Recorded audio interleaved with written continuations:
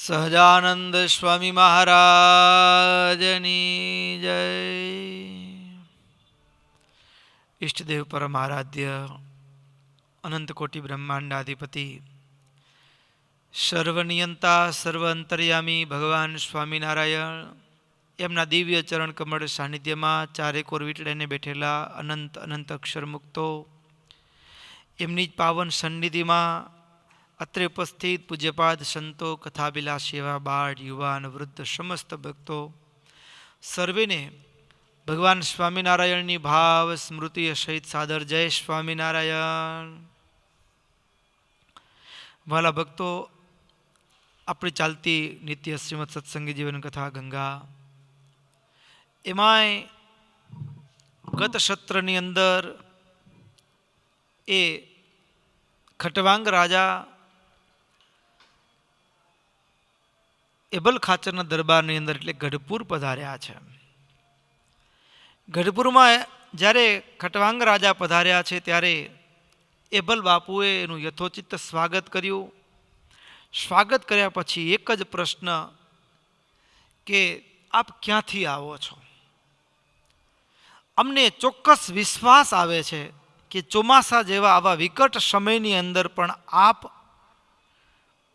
પ્રદેશ છોડીને બહાર ગયા છો એટલે કોઈક અગત્યનું કામ હોય, બહુ મહત્વની વાત હોય તો જ સંભવે. એટલે આપ જે હોય તે અમારા હિતનું વચન કહો.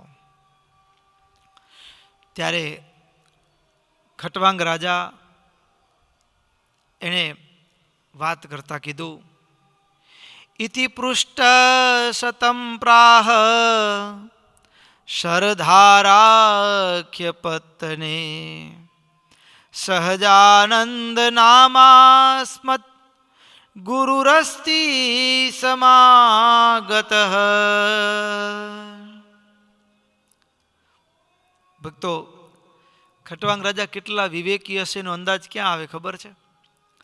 ખટવાંગ રાજા એટલે કે માચા ખાચર એભલ બાપુને સીધું એમ ન કીધું કે હું મારા ભગવાનના દર્શને ગયો હતો. કારણ કે કોઈ અજાણી વ્યક્તિને મળીએ છીએ ત્યારે એના હૈયામાં આપણે જેના પ્રત્યે આસ્થા છે એના પ્રત્યે ભાવ ન પણ હોય, એમને એમના પ્રત્યે કદાચ આદર બુદ્ધિ ન પણ હોય, અને એની આગળ એટલા માટે મહારાજે કીધું દેવી સંપદા યુક્ત હોય એને શિક્ષાપત્રી આપી, પણ આસુરી સંપદા યુક્ત હોય એને ક્યારે શિક્ષાપત્રી આપવી નહીં.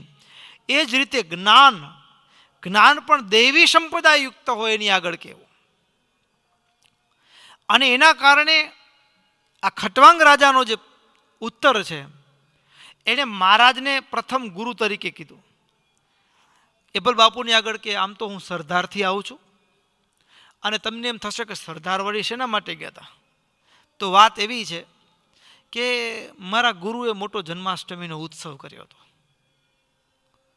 મારા ગુરુ સહજાનંદ સ્વામી એમના સમાગમ કરવા માટે હું ત્યાં ગયો હતો અને હજારો માણસો આવ્યા હતા ત્યાં. અને આ ગુરુના દર્શન કરી જન્માષ્ટમીનો ઉત્સવ કરીને પાછો વળ્યો છું તો મને થયું કે વળતા વળતા તમને પણ મળતો જાઉં. એવી રીતે હું અહીંયા આવ્યો છું. જ્યાં ઉત્તર આપ્યો ને ભક્તો, ઉત્તરથી ખટવાંગ રાજાના પ્રશ્નના ઉત્તરથી એભલ બાપુને હજી એમાં પ્રતિ પ્રશ્ન કરતા કીધું, વાતને વિશેષ જાણવાના ભાવ સાથે. ખટવાંગે નૈવ મુક્તો સૌ નૃપ ઉપ્રવાચ તમ પુનઃ સંપન્ન કૈર ગુણૈર સોસ્તી ગુરુસ્તવ મહાવ્રત.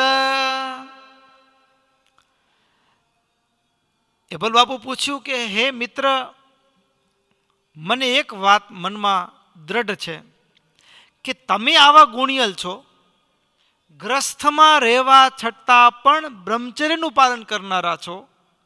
હવે તમે જેને ગુરુ તરીકે પસંદ કર્યા હશે એ કોઈ સામાન્ય હોઈ શકે નહીં, સામાન્ય ન હોઈ શકે. અને હું તો એવું માનું છું કે તમે જેને ગુરુ કહો છો એ ગુરુ માણસ ન હોય, સામાન્ય માણસ ન હોઈ શકે. મહાનેવ પુમાન કશ્ચિત સભવેદિતિ તર્કયે. એટલે એક વાત સ્પષ્ટ છે કે તમે જો આવા હો તો તમારા ગુરુ કેવા હશે, એટલે તમારા ગુરુ ચોક્કસ મહાન હશે, એ વાતમાં તો કોઈ શંકા નથી, તર્ક નથી. એટલે મને એમ થાય છે કે એ તમારા ગુરુની પણ કોઈક વિશેષ વાત મને કરો ને. તમે જેના દર્શને ગયા હતા એ તમારા ગુરુ ચોક્કસ કોઈ મહાન પુરુષ હોવા જોઈએ, સામાન્ય ન હોઈ શકે કે જેના દર્શન માટે તમે આવા વરસતા વરસાદમાં ગયા. તો તમારા ગુરુના ગુણોની વાતો કરો, તમારા ગુરુની વાત કરો, એ અમને સાંભળવું છે. ભક્તો, જ્યારે વાત માચા ખાચરને એભલ બાપુએ પ્રશ્ન પૂછ્યો છે. માચા ખાચર એને રામાનંદ સ્વામીનો પણ યોગ થયેલો, પણ મજાની વાત તો એ છે માચા ખાચર કેવા ભગવાનના ભક્ત હશે એની કલ્પના, કે એને જે પરંપરા પ્રાપ્ત થઈ હતી એ પરંપરાની અંદર પંચ મકારના યોગથી એવું જીવન હોય ત્યાં બ્રહ્મચર્ય સંભવે જ નહીં. પણ આવા પંથમાં રહેવા છતાં પણ અખંડ બ્રહ્મચર્ય, અક્ષુણ બ્રહ્મચર્યને રાખેલું. એટલું જ નહીં, એમના એક મિત્ર હતા, મિત્રનું નામ ભોજાચારણ. અને ભોજાચારણ બંને જણા એક દ્રઢાવ કરેલો ભગવાનને શોધવાનો. દુનિયામાં ઘણું બધું શોધવા માટે દુનિયા નીકળતી હોય, પણ ભગવાનને શોધવા માટે બંને નીકળેલા અને વાયદો કરેલો, તને મળે તો તને મને મળાવવાના, મને મળે તો હું તને ઓળખાવીશ. અરસપરસ. અને બંને ફરતા ફરતા માંગરોળ આવેલા, ભગવાનને શોધતા શોધતા. ભગવાનને શોધવા નીકળેલા ભોજાચારણ અને એ માચા ખાચર એટલે કે ખટવાંગ રાજા એ માંગરોળ આવેલા. અને ત્યારે જન્માષ્ટમીનો ઉત્સવ મહારાજે માંગરોળમાં કરેલો, સમાધિ પ્રકરણ ચલાવેલું, અને એને નજર સામે જોયેલું. યોગીઓને પણ દુર્લભ સમાધિ, અને સહજાનંદ સ્વામી સહજમાં ચાખડીના ચટકે સમાધિ કરાવે, લાકડીના ઠેબે સમાધિ કરાવે. અરે એટલું જ નહીં, આંખના મટકે પણ સમાધિ કરાવે, સંકલ્પ માત્રથી સમાધિ કરાવે, હાથના લટકે સમાધિ કરાવે. આવા ભગવાનના આશ્ચર્ય જોયા, આનંદ થયો. થોડો સમય રોકાયા, પાછા આવ્યા. હવે જેના ચરણમાં જીવન સમર્પિત કરવું છે એને જોવા ઘડીએ ઘડીએ. બીજા 1 વર્ષ પછી ફરીવાર માણાવદરમાં જન્માષ્ટમીનો સમયો થયો, તો ત્યાં આગળ પણ માચા ખાચર ગયેલા. ત્યાં પણ ખૂબ આનંદ આવ્યો. વળી 1 વર્ષ થયું અને સરદારની અંદર મહારાજે ઉત્સવ કર્યો. 2 ઉત્સવની અંદર ગયેલા. શેના માટે? ભગવાનની શોધ માટે ગયેલા. અને એમાં આ છેલ્લા 2 વર્ષના અનુભવના આધારે હૈયામાં એમ હતું કે ભગવાન હશે. જો ભગવાને જન્મ ધારણ કર્યો તો સદાનંદ સ્વામી ભગવાન હોઈ શકે હો. આવું સામર્થ્ય આજ દિવસ સુધી મેં ક્યાંય જોયું નથી. આવા મનમાં તર્ક કુતર્કોની સાથે માચા ખાચર 3જો જન્માષ્ટમીનો ઉત્સવ કરવા માટે સરદાર આવેલા. અને 3જો જન્માષ્ટમીનો ઉત્સવ કરવા માટે જ્યારે સરદાર આવ્યા, અને આવ્યા ત્યારે પણ કેવા ખબર છે? 200 વીઘામાં કપાસ વાવેલું હતું ખેતરમાં. કેટલું? 200 વીઘામાં કપાસનો પાક, અને એ પણ તૈયાર થઈ ગયેલો. કપાસ ઉતારવાનું ટાણું હતું. વળતો વિચાર આવ્યો કે જન્માષ્ટમી આવી છે, દર્શને જવું છે, કેમ કરવું? કેમ કરવું? હવે 200 વીઘામાં ઉભેલો પાક, અને જઈએ તો મન લલચાય કે અહીંયા કને આટલું બધું પડ્યું છે. અને કિંમત કોની વધારે, ભગવાનની કે 200 વીઘામાં ઉભેલા પાકની? કોની કિંમત? આટલા જ વિચાર સાથે જો ત્યાં જઈએ તો મનમાં વિચાર આવે કે વેચવું પડશે, કોને દેશું, કેટલું થશે, કેમ કરશું, હજારો પ્રશ્ન મનમાં ચિંતા એની હોય, વિચાર એનો હોય. એટલે કાંઈ વિચાર જ ન રહે એના માટે એ 200 વીઘાના ખેતરમાં એ ગાયોના ધણને છૂટું મૂકી દીધું ચરવા માટે. એના ભાઈના દીકરા ભત્રીજા એટલે વસતા ખાચરે પૂછ્યું, કાકા આ વળી શું કર્યું? તો કે જાવું છે દર્શને અને મન અહીંયા હોય તો દર્શનનું સુખ આવે નહીં, એટલે હવે સુખેથી ભજન થશે, સુખેથી ઉત્સવનો આનંદ આવશે. કેવી સમજણ! આ વાત સામાન્ય નથી. સરદાર આવે, ઉત્સાહ સાથે સરદાર આવે, અને સરદાર આવેલા હોય ને ત્યાં મહારાજ એ સરોવરમાં સ્નાન કરતા હોય, અને સરોવરમાં સ્નાન કરતા મહારાજને જુએ. અરે સ્નાન કરતા જુએ એટલું નહીં, મહારાજ હાથનો રૂમાલ ઊંચો કરીને આમ ઝપટ મારે, વીંજે, અને એટલી વારમાં તો એ સરદારના એ સરોવરમાં મગરો હતા, માછલાઓ હતા, એ બધાને સમાધિ થાય. અને પછી મહારાજે એવી ક્રીડા કરી, બધા સંતોને કીધું કે હવે બેસી જાઓ વેલા મગર માથે. મગરને સમાધિ થઈ, ઊંધા શરીર પડી ગયા, એના માથે મહારાજે બેસાડ્યા બધાને. શું ભાઈ આ દ્રશ્ય જોયું? માછલા પાણીમાં ઊંધા તરે, મગરો ઊંધા તરે, આ જોયું ને, અલૌકિક પ્રતાપ જોઈ. આગળના 2 પ્રસંગોમાં તો આશ્ચર્ય જોયું હતું, હૈયામાં થોડુંક મનમાં થતું, ઘડીમાં ભગવાન જો જન્મ લેતા હોય ને તો આ સહજાનંદ સ્વામી ચોક્કસ ભગવાન હોઈ શકે જે હતું ને એનામાંથી આ ભગવાન જ છે. આટલી ગાંઠ પડી ગઈ, આટલી ગાંઠ પડી ગઈ. અને એમ કરતાં જન્માષ્ટમીનો ઉત્સવ પૂરો થયો, અને મહારાજે જ્યારે જવાનું કીધું, હવે નીકળો, ત્યારે મહારાજના ચરણમાં માથું મૂકીને કીધું, મહારાજ હું તમારો છું, તમારો દાસ છું ને, હવે મારે ગામ આવો. ત્યારે આમંત્રણ આપ્યું છે મહારાજને. અને એ માચા ખાચર જ્યારે ગઢપુરની અંદર આવ્યા છે, ગઢપુરની અંદર એબલ બાપુએ પૂછ્યું છે કે તમારા ગુરુ ચોમાસાના સમયમાં તમે જેના દર્શને જાઓ એ કોઈ સામાન્ય ન હોય, એના ગુણોની વાત કરો, એના ગુણોની વાત કરો. એટલે વળી મનમાં વિચાર આવ્યો કે હું વાત કરીશ, બરાબર, લોકમાં મળતા ના આવે એવા પ્રસંગો હોય. માનવ બુદ્ધિ છે ને હજારો શંકા કરે હો. હવે સમાધિ કરાવી એમ કહીએ તો માન્યમાં આવે? કેમ માન્યમાં આવે? એટલે કથયિષ્યે ગુણાસ્તસ્ય કિંતુ તે ભવદાદિભિઃ મન્યે અનસત્ય મન્યે અસત્ય ભાવેનેત્યત્ર મે ત્વસ્તિ સંશયઃ. તરત ખટવાંગ રાજા કહે કે તમને વાત કહીશ પણ તમને વિશ્વાસ આવશે કે કેમ, એ મને શંકા થાય છે. આટલું જે કીધું ને તરત જ એભલ બાપુ કે સાંભળો, એક તો મને તમારામાં વિશ્વાસ છે. શું કામ? તમે ધર્મનિષ્ઠ છો,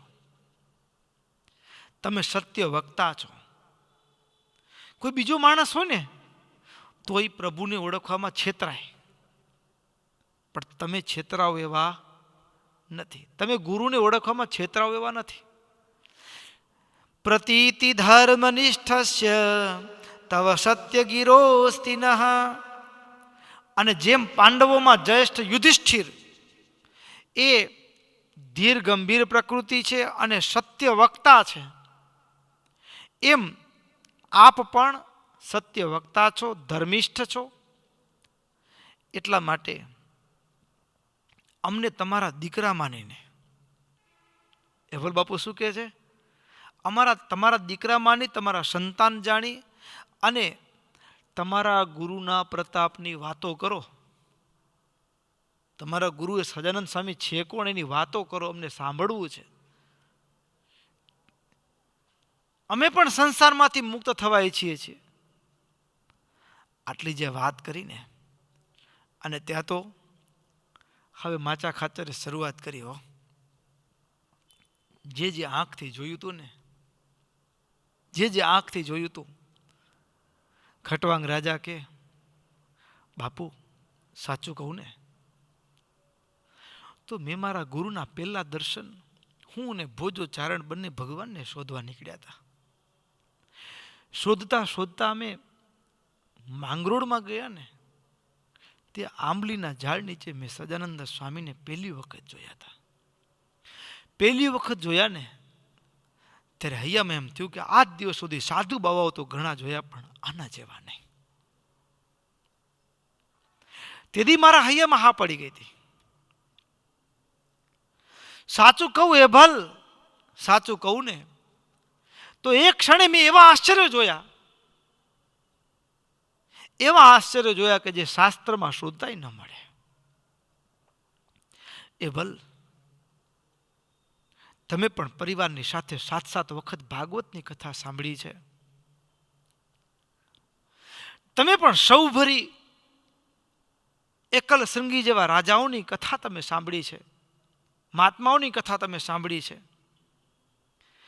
સૌભરી એકલ શૃંગી જેવા ઋષિઓને પણ જે દુર્લભ સમાધિ છે ને, એ સમાધિ એ સદાનંદ સ્વામી માંગરોળની અંદર દર્શને આવેલા સામાન્ય જીવને કરાવે ને, એ મેં મારી નજરે જોઈ છે.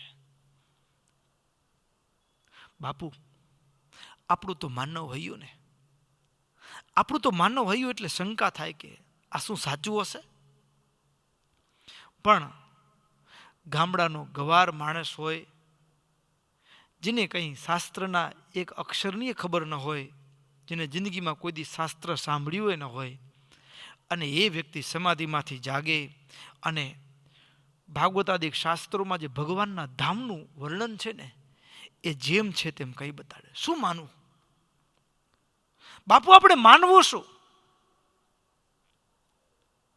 આપણે એની સમાધિ સાચી છે માનવા સિવાય બીજો કોઈ ઉપાય જ ન બચે, કોઈ રસ્તો જ ન બચે. અરે બાપુ, મેં તો એવા પ્રસંગો જોયા, નજર સામે સદાનંદ સ્વામીને એવા આશ્ચર્યો જોયા. અરે આ દેહમાંથી એક એ જ રામાનંદ સ્વામીના સમુદાય પૈકી મેઘજી વણિક થોડી દિશા ભટકી ગયા અને સદાનંદ સ્વામીની સામે બાવડું ચડાવ્યું.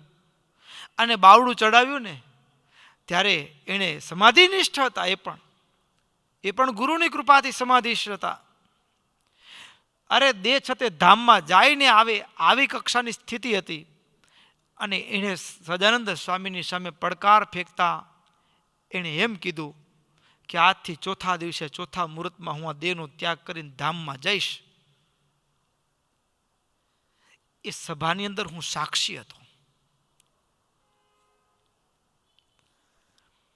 એ સભાની અંદર હું સાક્ષી હતો.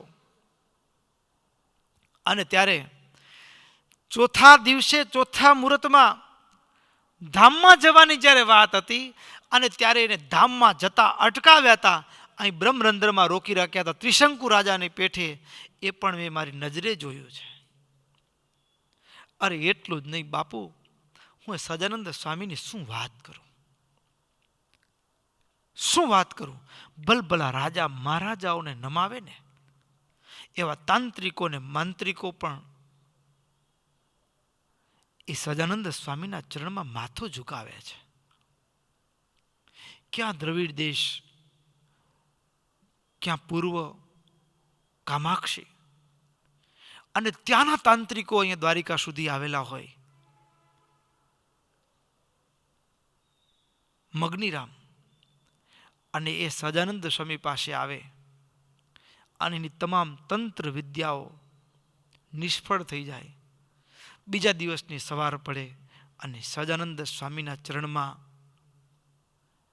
એ લાકડી પડે ને જેમ એવી રીતે શરણે થાય, પોતાનું બધું જ છોડી અને એનો સાધુ થાય.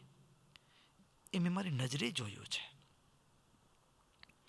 એક એક પ્રસંગની વાત આ એબલ બાપુના પરિવારની આગળ વાત કરતા કરતા ખટવાંગ રાજા એટલા ગડગડા થઈ ગયા, શું વાત કરવી. આ પ્રસંગો મેં મારી નજરે જોયા, અલૌકિક આશ્ચર્યો મેં જોયા. બીજી વખત પણ હું જ્યારે જન્માષ્ટમીના પ્રસંગે માંગરોળ ગયો ને, ત્યારે શાસ્ત્રોમાં શોધતાય ન મળે ને એવા તો એના જ્ઞાનના સંવાદો છે. હું ને તમે માયામાં, આખી દુનિયા માયામાં અટવાયેલી છે, 5 દોષોમાં અટવાયેલી છે, અધર્મ સર્ગમાં અટવાયેલી છે. અને સહજાનંદ સ્વામીના મુખમાંથી નીકળતા જ્ઞાન પ્રવાહને કોઈ એકવાર સાંભળે ને તો જાણે કે એમ થાય કે સાક્ષાત ભગવાન કૃષ્ણ અર્જુનને જ્ઞાનોપદેશ આપતા હોય ને એવી અનુભૂતિ આપણને થાય. મેં કેવળ ચમત્કારો નથી જોયા, હું કેવળ એને આશ્ચર્યો ચમત્કારો બતાડે છે એટલે હું એને મારા ગુરુ તરીકે માનું એમ નહીં. એ અભલ બાપુ શાસ્ત્રના તમામ લક્ષણો જોતા એવું લાગે છે સ્પષ્ટપણે કે કળિયુગમાં ભગવાન હોય ને તો એ આ સહજાનંદ સ્વામી ભગવાન છે. બાપુ, મારા મનની શંકા હતી. મને ઘડીકમાં એમ થતું, ભલે મારું હૈયું એ વાત તો માનતું હતું કે કળિયુગમાં જો ભગવાન પ્રગટ થયા તો સહજાનંદ સ્વામી ભગવાન હોઈ શકે નહીં. જે પણ એક થોડીક અલ્પ વિરામ હતું ને, હું સરદાર ગયો ને ત્યારે એ મારા હોઈ શકે ની શંકાને પણ સહજાનંદ સ્વામી મિટાવી દીધી અને તે જ ક્ષણે આ માથું એના ચરણમાં મૂક્યું છે. સાચું કહું ને બાપુ તો હું એને કેવળ ગુરુ નથી માનતો, હું એને ભગવાન માનું છું. પણ તમને હું કેમ કહું કે ભગવાન છે? સાચું કહું ને બાપુ તો મને કહેતા અતિશયોક્તિ નથી લાગતી. બાપુ, मैंने लीनो री गोविंद मोर, मैंने लीनो री गोविंद मोर. મને ભગવાન મળ્યા છે. મારી આંખ ભગવાનના દર્શન કરીને આવે છે. કળિયુગમાં મેં હું ભગવાનને જોઈને આવું છું, ભગવાનને મળીને આવું છું. અરે દુનિયા જેને શોધે છે, કોઈ કહે છાને, કોઈ કહે ચૂપ કે, લિયોરી બજનતા ઢોલ. કોઈ કહે મહેંગો, કોઈ કહે સસ્તો, કોઈ કહે મહેંગો, કોઈ કહે સસ્તો, લિયોરી તરાજુ તો. દુનિયા કોઈ કેમ કહે છે કે ભગવાન બહુ મોંઘા છે, કોઈ એમ કહે છે કે ભગવાન બહુ સહજ છે મળવા, જો ભક્તિ હોય તો ભગવાન સુલભ છે. દુનિયા પોતાની બુદ્ધિના તોલે ભગવાનને તોલે. કોઈ કહે કાલો, કોઈ કહે ગોરો, કોઈ કહે કાલો, કોઈ કહે ગોરો, લિયોરી અમોલક મોલ. કોઈ કહે ઘર में, કોઈ કહે वन में, કોઈ કહે ઘર में, કોઈ કહે वन में. આ ભગવાનને મેળવવા માટે કોઈ એમ કે ઘરમાં જ રહીને ભજન કરો ભગવાન મળશે. દુનિયામાં કોઈ એમ પણ કહે છે ઘર બહારનો ત્યાગ કરી વનમાં જશો તો ભગવાન મળશે. પણ દુનિયાને જેમ કેવું હોય તે કહે, પણ મેં તો એ રાધાની સાથે વિહાર કરનાર સાક્ષાત ભગવાન કૃષ્ણ હોય કે જગતજનની સીતાની સાથે જે રામ હોય એને મેં જોયા છે. કોઈ કહે ઘર में, કોઈ કહે वन में, राधा के संग कलोल. मीरा के प्रभु गिरधर नागर, मीरा के प्रभु गिरधर नागर आवत प्रेम के मोल, आवत प्रेम के मोल। मैंने लीनोरी गोविंद मोल, मैंने लीनोरी गोविंद मोल।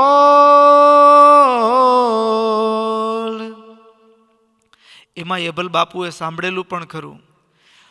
પરિવારમાં હેતના સંબંધો સારા, અને જ્યારે પોતાના ખેતર 200 વીઘાના ખેતરને ઢોરને ચરાવી અને બધું મૂકી અને જે ગુરુના દર્શન કરવા માટે ગયા હોય ને, લોકમાં વાતો તો થાય કે ન થાય? હા, લોકમાં વાતો થતી હોય ને એ એબલ બાપુએ સાંભળી હોય, અને એબલ બાપુએ સાંભળી હોય કે તમે આ બધું એમને મૂકીને ગયા હતા અને આવી રીતે કરીને ગયા હતા, તો કે મેં મફતમાં સોદો નથી કર્યો. મેં જે સોદો કર્યો છે ને એ ગજબનો સોદો કર્યો છે. શું? મેં એક જેમ ઊભો પાક હોય ને, માલ હોય ને, મોલ હોય ને, મેં નવો મોલ ગોવિંદ મેને લીનોરી ગોવિંદ મોલ. એ મફતનો સોદો નથી. આટલી વાત કરતા કરતા આખો પરિવાર, એબલ બાપુનો પરિવાર, અલૌકિકમ તદૈશ્વર્યમ સ નિશમ્ય ધરાપતિ સાશ્ચર્ય સકુટુંબો અભૂત રુષ્ટરોમા જહર્ષ ચ.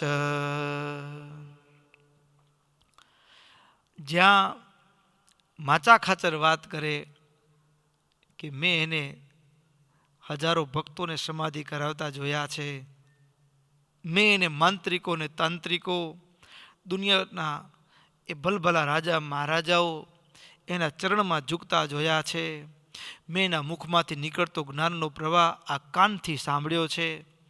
આમ એવી એવી વાતો કરીને અને એબલ બાપુનો આખો પરિવાર કેટલા એના આંખમાં ભાવના આંસુ, શરીરના 3.5 કરોડ રૂવાડા ઊભા થઈ ગયેલા હો આખા પરિવારના. રોમાંચિત ગાત્ર અને આશ્ચર્યની સાથે વાતો સાંભળતા જ એબલ બાપુ તો કહી નાખ્યું, એબલ બાપુ તો હસતા હસતા કહી નાખ્યું, અવતારો ભગવતા જાત એસ ન સંશય. બાપુ, કળિયુગમાં ભગવાન પ્રગટ થાય એમ નહીં, થયા છે. તમારી વાત ઉપરથી મને હૈયામાં નિશ્ચય થાય છે કે ભગવાનનો અવતાર થયો છે. મારું હૈયું હા પાડે છે, કબૂલ કરે છે કે ચોક્કસ ભગવાન છે. અને એટલું જ નહીં, મને જરાય સંશય નથી. ભલે તમે ગભરાતા સ્વરે પ્રારંભમાં એમ કહેતા હતા કે મારા ગુરુ છે, અને તમારી વાત સાંભળતા સાંભળતા એક વાત મને પણ સ્પષ્ટ થઈ ગઈ કે એ તમારા ગુરુ એ ગુરુ નહીં, પણ તમે જેમ સ્પષ્ટતા કરી કે હું તો એને સાક્ષાત ભગવાન માનું છું. તમે નહીં બાપુ, તમારા મુખથી વાત સાંભળીને અમારા હૈયામાં પણ હા પડી ગઈ કે કળિયુગમાં ભગવાન પ્રગટ થયા છે, અને તમે જેને ગુરુ કહો છો એ સદાનંદ સ્વામી, સ્વામિનારાયણ ભગવાન છે. પણ આટલી વાત કરતા ફરીવાર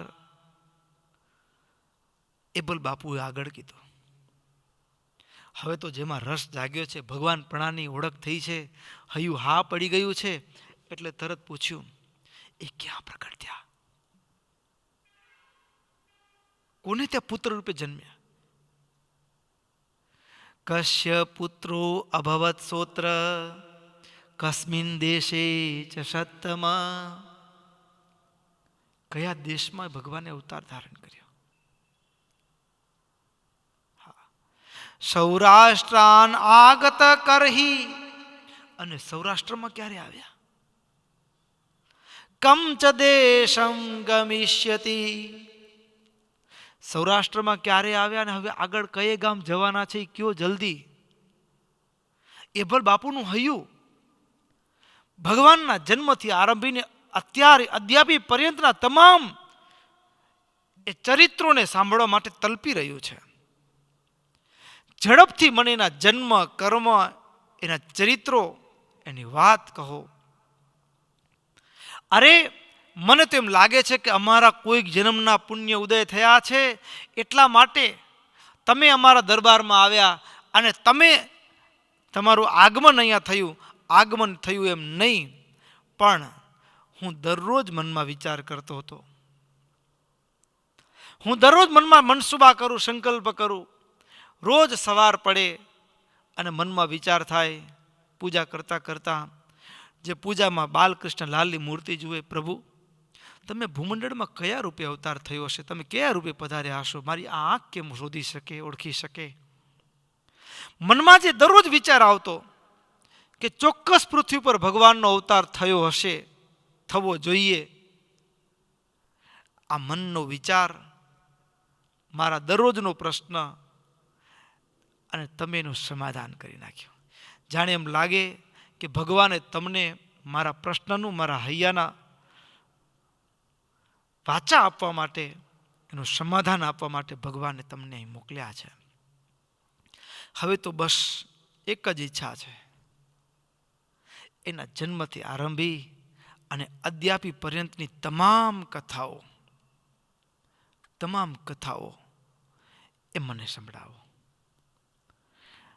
આવી રીતે આતુરતાપૂર્વક એભલ બાપુએ માચા ખાચરની આગળ, ખટવાંગ રાજાની આગળ એ ભગવાનના દર્શન, જેના દર્શન થયા છે એના ચરિત્રો સાંભળવાની ઝંખના વ્યક્ત કરી. અને ત્યારે માચા ખાચર ભાવ અને પ્રેમથી એ બધાની આગળ, પરિવારની આગળ જે પ્રસંગો